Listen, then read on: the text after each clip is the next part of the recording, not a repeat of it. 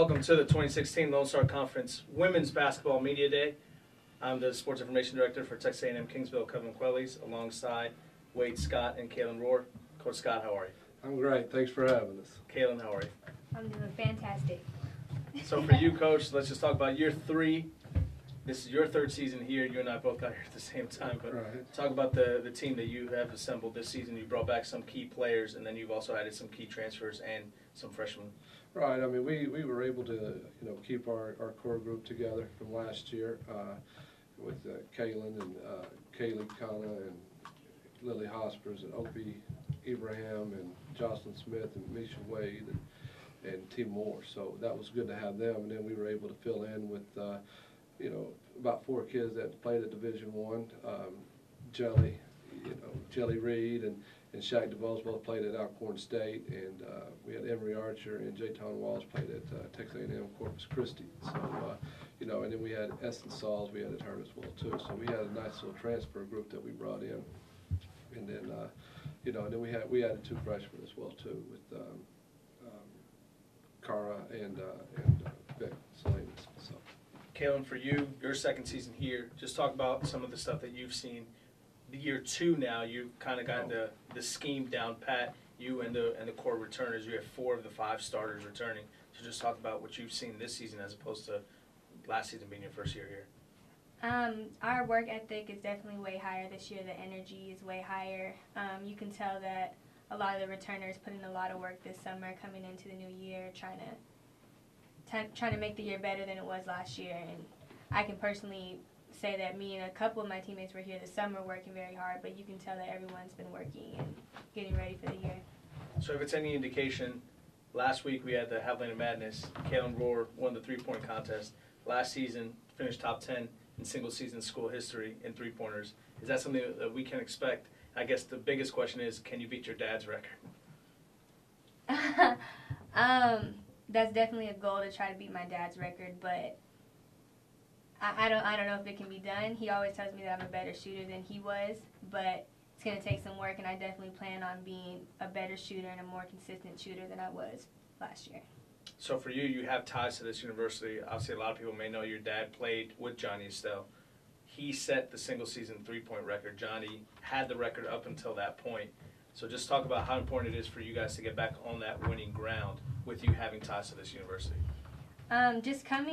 Even going through high school all the way up, I've just been part of a winning culture, and I'm a very competitive, like my dad and Coach Estelle. So trying to make history, trying to come with the winning season is what it's about, and that's the goal, have a successful year.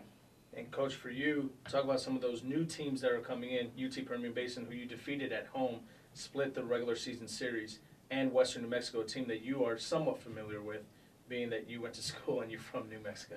Well, just because I went to New Mexico, I didn't go over to Silver that much. But, Silver City, Western New Mexico, they're going to be solid, playing a great league in the RMAC. So, and they have a new coach there, and she spent some time at Fort Smith under Lewis Horton. So, she's got a good background as far as being a coach at this level. And then, my guy Juice over at UTPB, he's a great ball coach. So it's just going to make the league even tougher than it was. So, having those new ones combined with the teams that are already here, it's going to be a challenging season. A quick start last season, you started 4-1, well 5-1 actually, and then with conference play, it somewhat showed how loaded the LSC is with a lot of teams falling early on. Angelo State went on to win the tournament, but just talk about how important it is for you guys to get off to that quick start again and then carry that over into conference now that conference begins earlier. I think it's going to be, it's going to be better. I'm not saying it's going to be easier, but it's going to be better. Last year, we'd play Eastern Mexico on a Wednesday and then have to drive all night and then get here, Friday morning at 11 o'clock and still have to go to school and then turn around and prepare for a game, off about 4 or 5 hours worth of sleep, So this year, with us having the Thursday, Saturday, on the road, but at least we're going to, it's an hour drive and it's not a 12-hour drive coming back. So we're hoping that's going to help us. But when we added these new kids, with the thought of, challenging for not only starting positions, but adding that depth, I think that was probably our biggest obstacle last year is that we just ran into a depth problem. I thought our starters did a great job in, you know, some of the about 6, 7 kids off the bench, but then, you know, it was 8, 9, 10 that we were really losing ground with. For you, what is your expectation going into your senior season?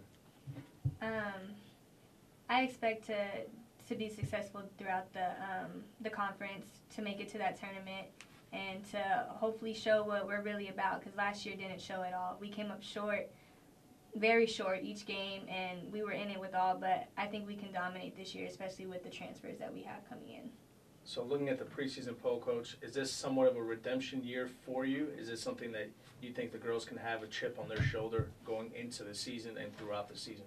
Well, I think definitely. I mean, I've had a chip on my shoulder for 2 years now, you know, but, you know, playing with that chip on the shoulder and having this being a redemption type of a year, yeah, we're most definitely, that's got to be our focus point right here is, you know, go out and finish what we started. You know, last year I thought we got out to great starts at times, you know, but there was always that one quarter, you know, so I think our big focus has been just all 4 quarters this year. So, you know, we're looking forward to a good year. Last question for you, Coach. What is your expectation this season? You know, I expect, kind of like what Carol was talking about, you know, I'd like to get that winning season under our belt, you know, for the first time here in a couple of years.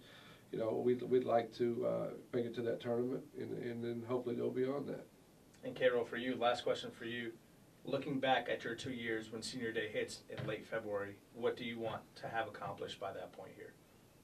I want to be at least in the top 5 in the Lone Star Conference, so we shouldn't have any worries going to the tournament.